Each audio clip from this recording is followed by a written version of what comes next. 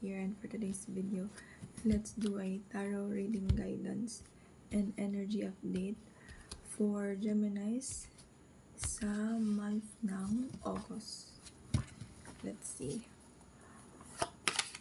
kung ano ang messages, blessings, advice for you, Gemini, Sun, Moon, Venus, Rising.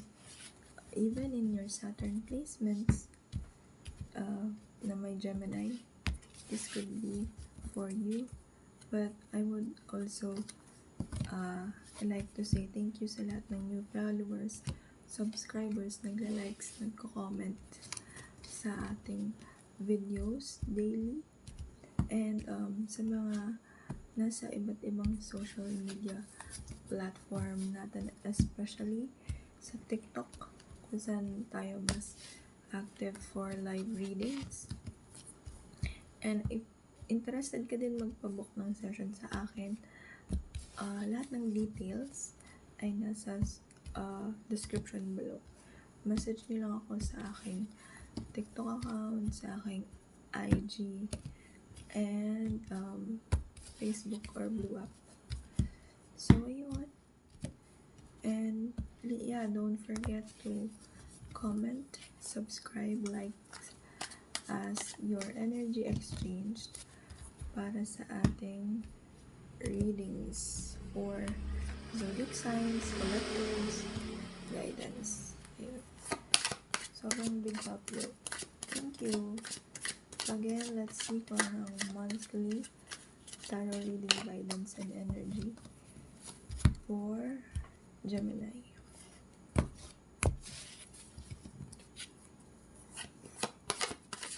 For some of you, medyo nakafocus kayo sa inyong physical appearance. Pwedeng nagkaroon kayo or magkakaroon kayo ng bagong wardrobe or listahan ng mga gusto ninyong damit, gusto ninyong mag-shopping, gusto ninyong magbago ng style.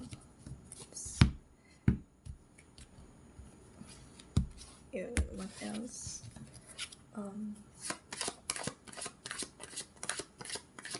This is again for Gemini placements. Okay, Four of Pentacles.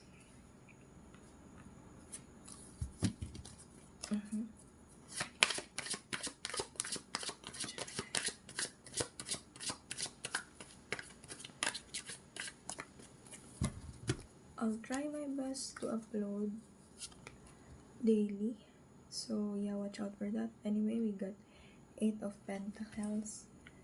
For some of you here, nagkakaroon kayo ng alam mo yung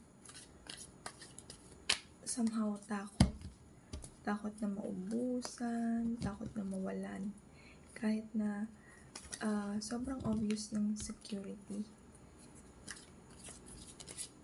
Or maybe, kahit merong mga blessings, nandun ka pa rin sa scarcity or alam mo yung kulang, lack mindset. Yung mindset mo is nandun pa rin sa nakaset sa lack or mga lackings, kulang, ganun. King of Cups.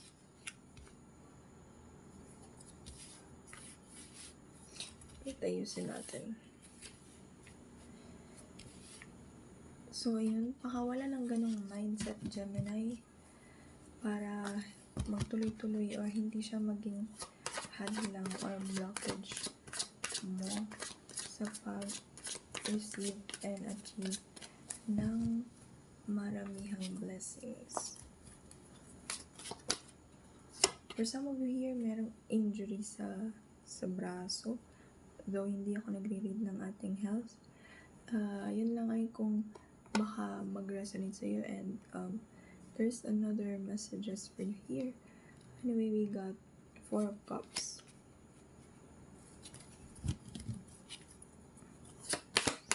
Another is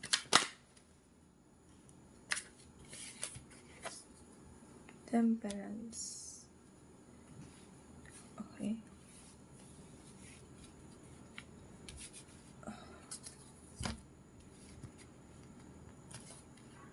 for some of you, meron akong nakikitang energy dito na somehow nakakaramdam ka na may misalignment sa career mo. Parang hindi ka satisfied emotionally or maaaring makaramdam ka na ng ganun next month sa August. Na parang hindi ka na nagre-resonate sa career na meron ka or sa isang place kung nasan ka man. Kaya medyo meron kang mindset na baka kulang yung ipon mo, kulang yung effort mo. We got Ace of Wands, King of Swords, Queen of Swords rather, 8 or 7 of Pentacles, 3 of Cups, 4 of Wands, Judgment, 5 of Pentacles,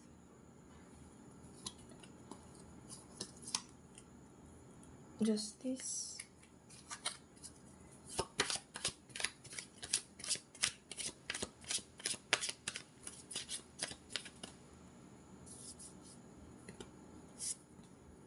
we got 7 of Cups, and lastly, 9 of Swords.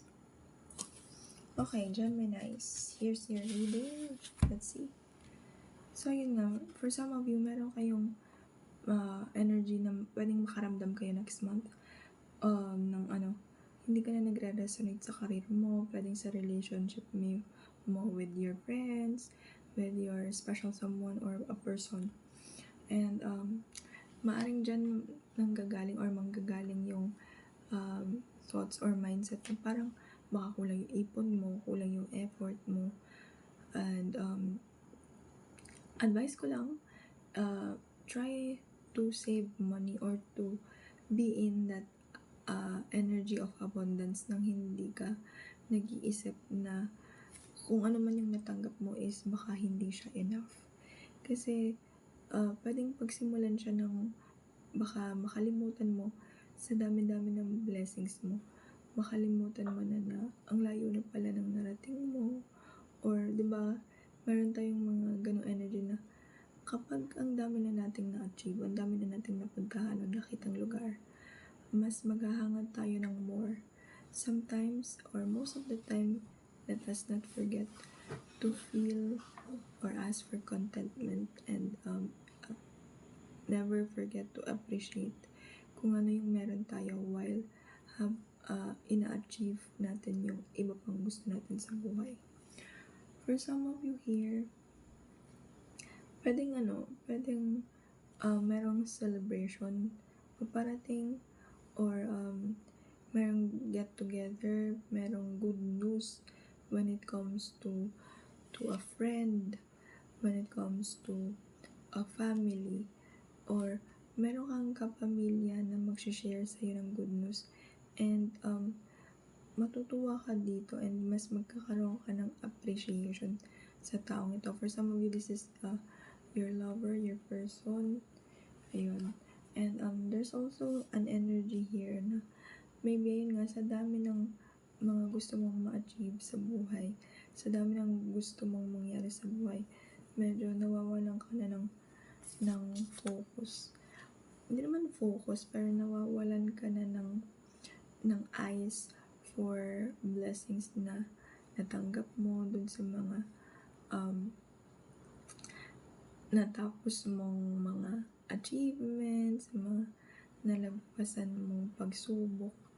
Kaya instead na magkaroon ka ng grateful heart sa month of August, pwedeng magkaroon ka ng matinding overthinking. At para maiwasan yan, since napanood mo na to, this could be your guide para maiwasan yan.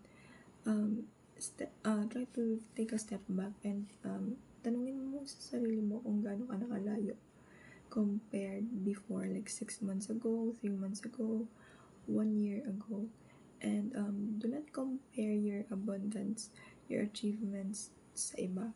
For some of you here, nagkakaroon kayo ng parang masyado na kayo nagiging kampante sa career na meron ka or sa relationship na meron ka na hindi na siya masyadong nag-grow for you. Maybe my advice for this one, kausapin mo yung partner mo. If you're single, if you are in a relationship, kausapin mo yung partner mo and try to do things way different sa mga nakasanayan mo. Tanungin mo siya, baka may mga bagong hobbies na siya, or ikaw, initiate a conversations or maglaan ng time for your person. And for some of you here naman, meron akong nakitang too much pagiging comfortable sa isang bagay or sa isang emosyon is dun papasok yung lack of growth. So, be more expressive. It's okay to feel your emotions intensely.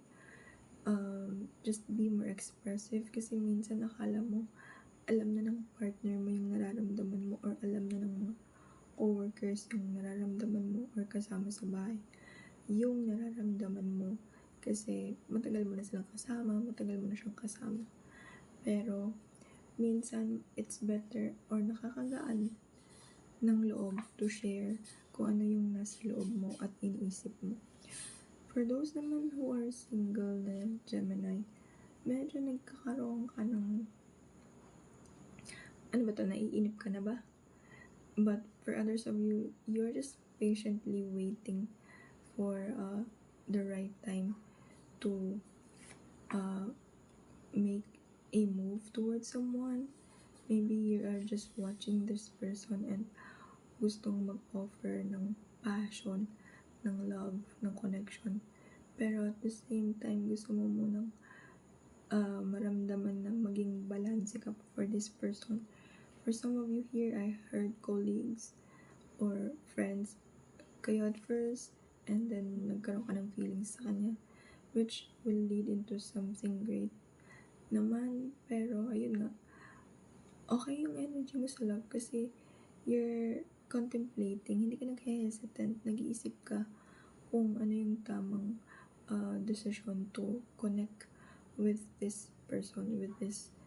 For some of you, this is a really new person. Ayun. And ayun nga, my total advice for this one, be grateful kung ano yung na-achieve mo na while achieving pa yung mga or inaabot mo pa yung mga iba't ibang bagay. And stop mo yung scarcity mindset, yung pakiramdam mo laging may kulang, hindi sapat. So, kasi maaari kang magkaroon ng blockages dahil sa pag-iisip ng ganun. So, ayun, this is your reading and don't forget to comment, like, and subscribe. Thank you, Geminis.